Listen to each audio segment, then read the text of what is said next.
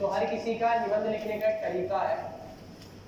मेरा तरीका है कि मैं डायमेंशन बना के लिखता हूँ किसी भी टॉपिक के बारे में, चाहे वो फिलोसफिकल हो या जीएस से रिलेटेड हो, तो मैं उसके डायमेंशन बनाता हूँ कि इसका हिस्टोरिकल एंगल क्या होगा, पॉलिटिकल क्या होगा, इकोनॉमिकल क्या होगा। इस तरीके से मेरे 15-16 पैरामीटर है।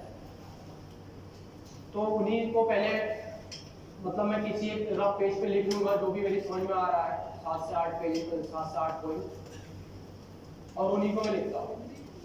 उसके साथ साथ मैं बैलेंस करने के लिए 2 पेजेस उसके अपोजिट में भी लिखता हूँ। और मेरा बड़ा सिंपल है कि 11 पेजेस मिलते हैं यूपीएससी में। तो इस तरीके से मतलब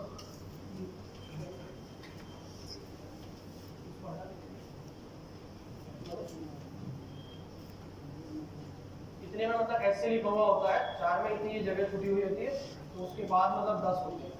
इस तरीके से हम 10 पेजेस काउंट करते हैं। तो मैं यहाँ तक इंट्रो लिखता हूँ, मतलब ये मैंने पहले से ही प्लान किया था। जो यूपीएससी कुछ सैंपल कॉपी डालता है ना, एससी की डालता है, जीएस की डालता है, तो उससे हमें अंदाजा मिलता है कि हमको कितना लिखना है। तो यहाँ पे मतलब मैं नॉर्मली कोटेशन से स्टार्ट करता था और थोड़ा 1-2 लाइन उसके बारे में बता के फिर जो मैं आगे डायमेंशन खोलने वाला हूँ तो वो मैं इतनी लाइनें लिख देता था कि इस टॉपिक में मैं ऐतिहासिक, सामाजिक, आर्थिक, राजनीतिक, इनके बारे में हम विस्तार से चर्चा करें। सांस्कृतिक। उसके बाद इस तरीके के 7 पेज होते हैं, तो मैं तो 2 ही पैरा बनाता था, 1 पैरा और 2 पैरा, और एक ही डायमेंशन से लिंक करते हुए वो पहले हम ब्रेनस्टॉर्मिंग कर लेते हैं कि कौन सा टॉपिक कैसे लिंक कर रहे हैं। ऐसे की सबसे जो जरूरी बात है कि फ्लो नहीं टूटना चाहिए। जो आपकी लास्ट लाइन है ना, तो वो अगली लाइन से जुड़ते हुए होनी चाहिए। तो उसमें जो हमें टाइम मिलता है तो उसमें हम बहुत सारी चीज़ें कर लेते हैं।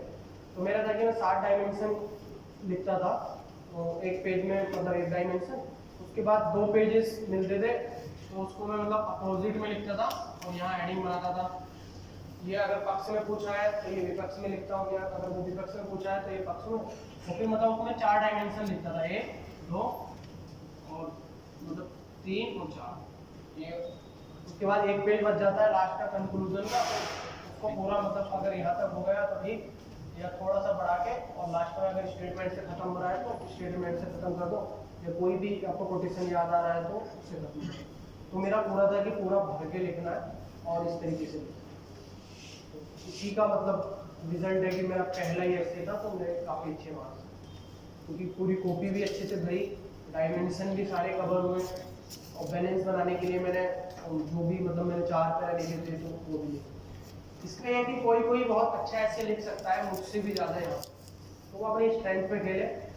मुझे ऐसा लगता है कि मैं उस पर नहीं लिख सकता हूँ। कुछ फिलोसफिकल ऐसे लिखने के अलग तरीके होते हैं कि अपने से स्टार्ट करो, उसके बाद फिर फैमिली, सोसाइटी, कुछ मतलब हर किसी का अपना अलग होता है। मुझे सबसे सिंपल ये लगता था कि सिंपल है, इसी के अंदर एग्जाम्पल्स आ जाने चाहिए, कहीं डाटा की जरूरत है तो डाटा आ जाना चाहिए, रिपोर्ट आ जाना चाहिए, या कोई बीच में अगर स्टेटमेंट आ रहा है तो उसको मैं ब्लैक पेन से लिखता था और ब्लैक पेन से मैं अंडरलाइन करता था।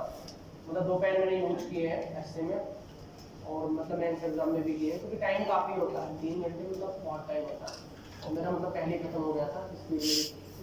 तो मेरी एसए की स्ट्रेटेजी ये रहती थी कि डायमेंशन बेस्ड में, हर किसी की अलग वो थ्योरी है और हर किसी के मार्क्स भी अलग आते हैं। तो आप देख लीजिएगा, अगर आप किसी अलग तरीके से लिखते हैं तो आप उसी तरीके से लिखें, ठीक है। मैं इसी डायग्राम के मतलब ऐसे लिखता हूँ, हिस्टोरिकल, जियोग्राफिकल, पॉलिटिकल, सोशियोलॉजी। तो इसमें सर मैं भी मतलब हिस्टोरिकल, जियोग्राफिकल, पॉलिटिकल, इकोनॉमिक या सोशल इशू को पॉइंट में रखते हुए इसे लिखता हूँ। तो क्या इसमें हर एक पैराग्राफ में लिखने से पहले इसके पॉइंट को लिखना जरूरी है, दर्शाना?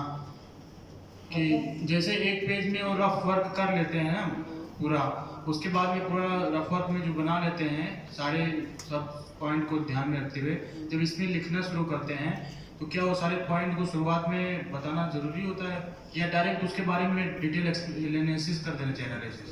मतलब थोड़ा थोड़ा बता सकते हैं। मैं तो मतलब लिखता था लास्ट में लिखने से पहले, क्योंकि एक्चुअली मैंने एक वीडियो देखी थी और उसी की बेसिस पे मैंने अपनी निबंध की तैयारी की है। तो अतर आमिर की वीडियो है वो यूट्यूब पे, 1.5 से 2-2.5 घंटे की वीडियो है। तो उन्होंने मतलब ये बात बोली थी कि ऐसे यही है कि जो आप लिखने जा रहे हैं आप उसको समरी करके इंटरव्यू में बताइएगा। तो मैं उसी पैटर्न पे चला, तो मैं इसी पैटर्न पे। अच्छा सर, ये सारे जो सब्जेक्ट का पॉइंट जो हम सोचते हैं, जो राजनीतिक या सामाजिक या ऐतिहासिक, तो इससे ऐसे लिखने का जो वो काफ़ी हद तक आसान हो जाता है, वो काफ़ी पॉइंट ऑफ व्यू